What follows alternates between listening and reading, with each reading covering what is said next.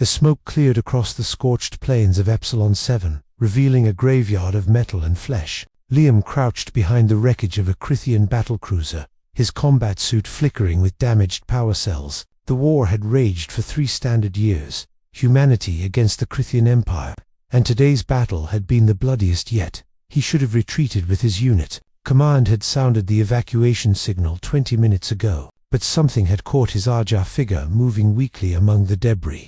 Wearing the distinctive crimson armor of Crythian High Command, Liam approached cautiously, his plasma rifle raised. The figure turned, and he found himself staring into the violet eyes of Commander Eva Zh, the Butcher of Navara Station, the strategist who had orchestrated the massacre of 12 human colonies. She was dying. A jagged piece of shrapnel protruded from her abdomen, and her breathing came in shallow, labored gasps. Her helmet lay shattered beside her, revealing delicate features that seemed too young, too human-like, to belong to the monster from the propaganda halus. "Human," she whispered in accented standard, her voice barely audible over the distant explosions. "Come to finish it." Liam's finger tensed on the trigger. Every fiber of his being screamed for vengeance. His sister had died at Nov. His best friend had burned in the defense of Colony 7. This creature before him had orchestrated it all, yet his hand wouldn't move. "Why aren't you shooting?" Eva coughed, purple blood staining her lips.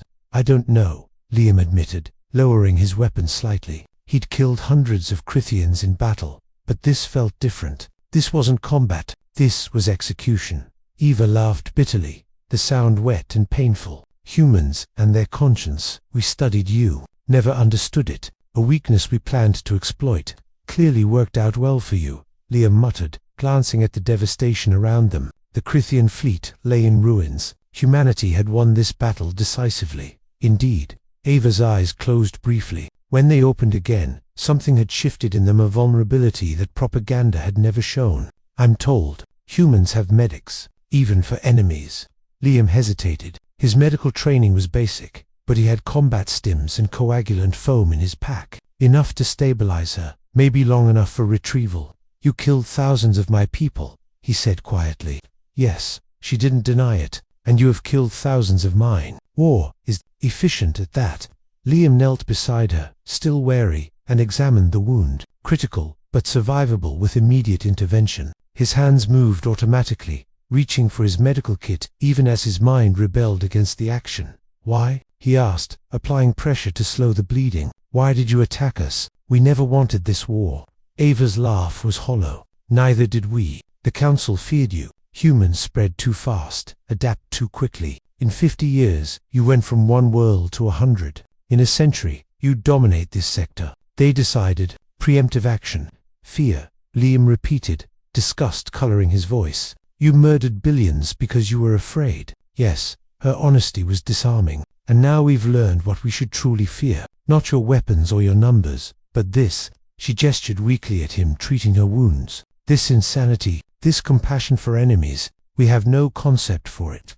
The coagulant foam hissed as Liam applied it, sealing the wound temporarily. Eva gasped in pain but didn't cry out.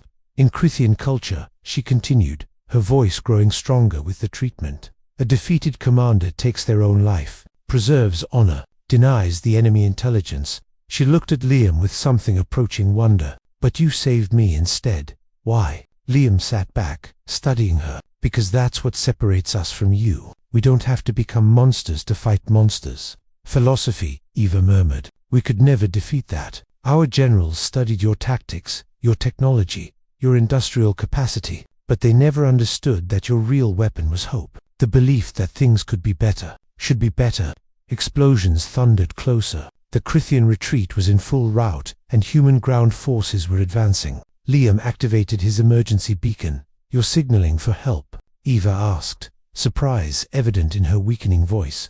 "You're a prisoner of war now. You'll be treated according to the Geneva Conventions. Medical care, humane conditions, eventual repatriation or trial. Your people will want me dead. I would, in their place, probably," Liam agreed. "But we have laws, courts, justice, not just revenge."